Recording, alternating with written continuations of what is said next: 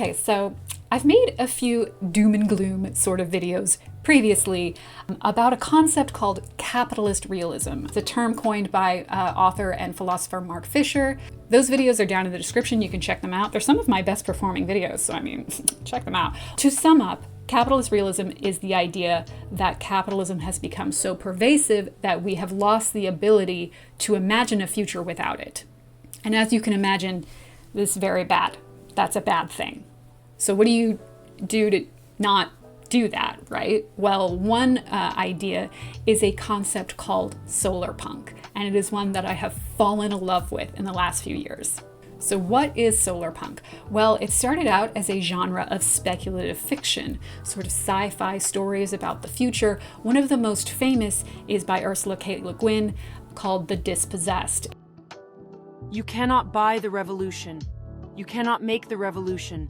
You can only be the revolution. It is in your spirit, or it is nowhere.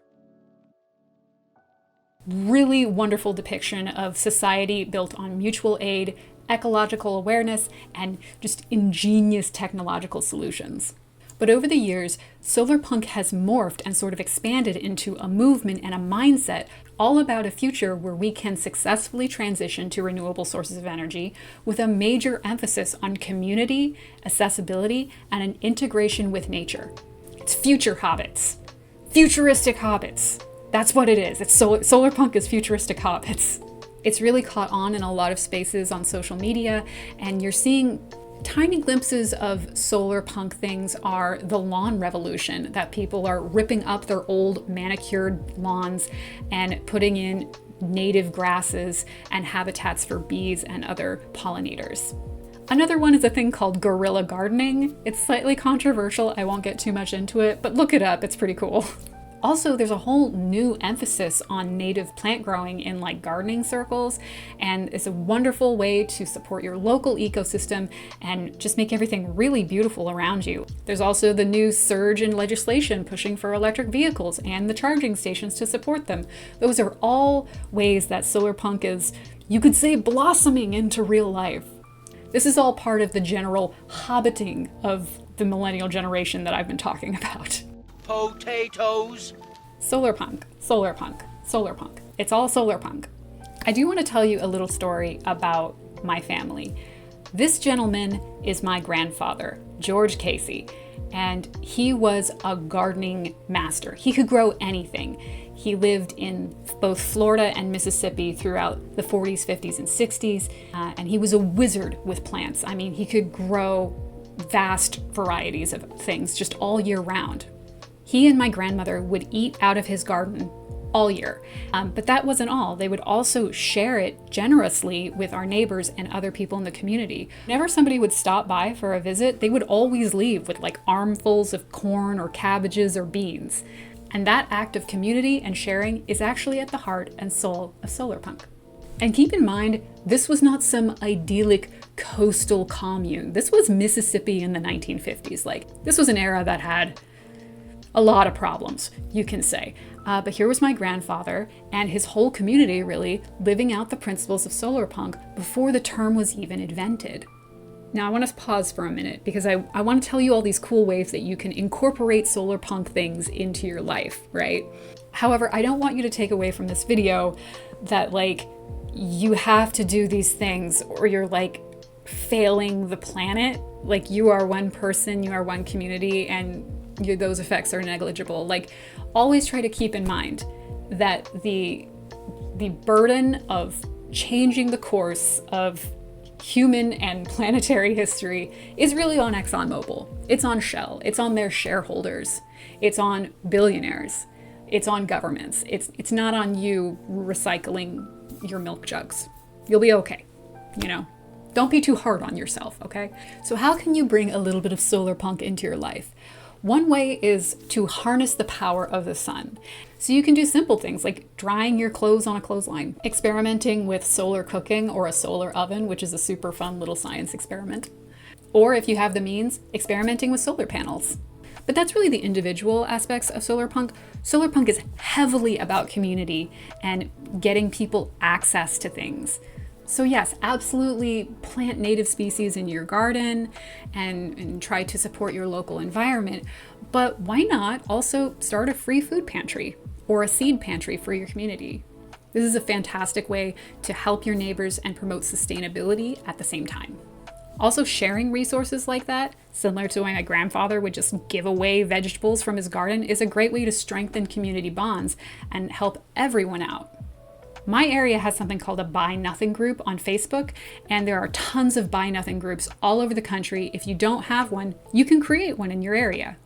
It's all about reducing waste and creating community connections through sharing and giving of all sorts of things. So for example, let's say you have a chair and you want to get rid of the chair, right? Because you don't have space for the chair, you have too many chairs.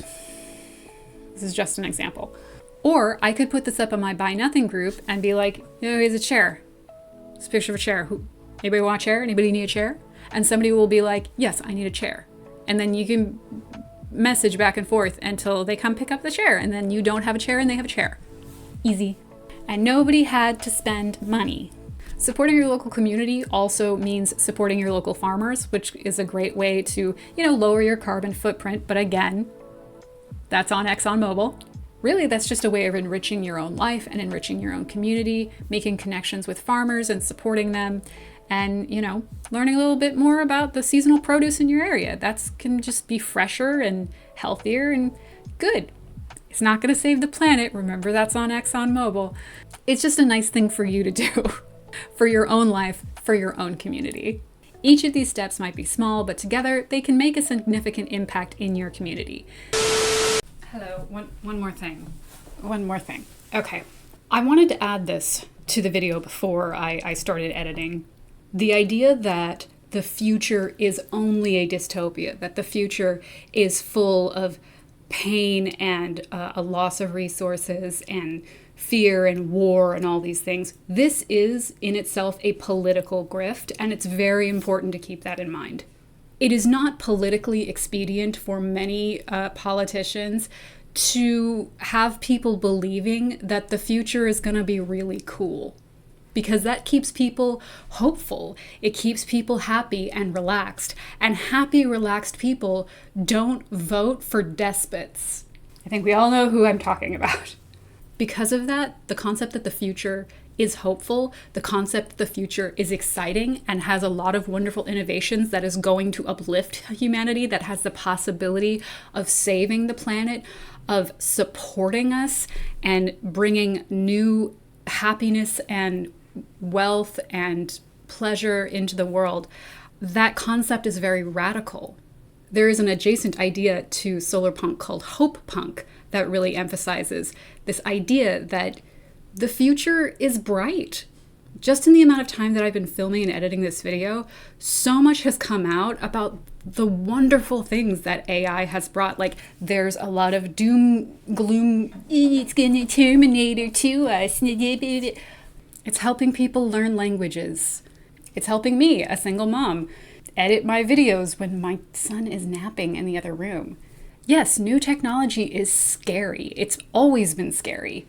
There was a time in history when the steam locomotion, the steam trains, were first invented, and when people were riding on them, they were terrified that it was going to jumble their organs out of their body or out of their natural placement, because no human had ever gone that fast. They were totally fine. It is radical to believe that the future might be a wonderful place, full of new problems to solve, but also a lot of amazing innovation that is going to propel us forward and might really be of huge service, not just to us, but the planet itself.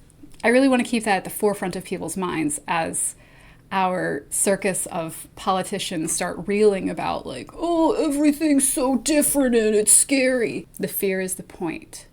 It is possible that the future might be a wonderful place that you and I want to be. Back to our regularly scheduled video. Okay, bye. That's it for today, fellow future hobbits. If you have other examples of SolarPunk that you've been doing or want to do, I really want to hear about them. Put them down in the comments so we can all get ideas. And I can't wait to hear all of the incredible things you guys are doing. Until next time, team. Bye!